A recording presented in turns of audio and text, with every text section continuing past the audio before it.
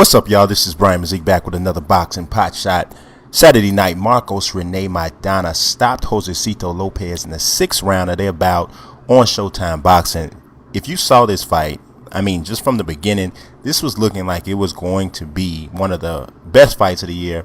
It did actually turn out to be a very, very good fight, but things kind of swooned in the 6th round. You can't really take anything away from Josesito Lopez. He got stopped. Maidana was the bigger puncher, and he landed clean shots. But Josesito Lopez really did do well for himself in this fight. He started off trying to box. He thought that was going to be the edge that gave him ability possibly to win the fight. Didn't work out that way. As he was boxing, Maidana was still getting the best of him, tagging him. When he opened up and decided to slug and really the fight really took off, that's when he had his best moments. But defensive lapses in the 5th and the 6th round led to him getting stopped.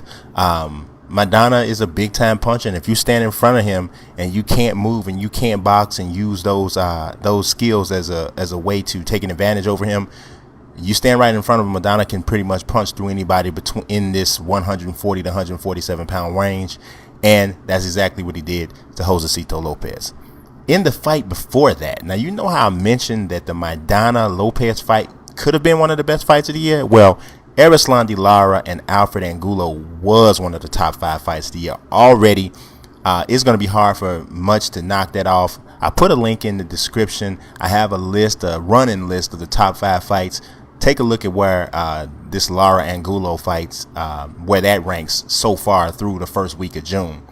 Lara was severely tested. He ultimately did stop Angulo in the 10th round, but he was dropped. Lara was dropped twice in this fight. Big left hands from Angulo. Angulo knew pretty much coming into this fight he wasn't going to be able to box with Lara, wasn't going to be able to keep up with him from a speed standpoint.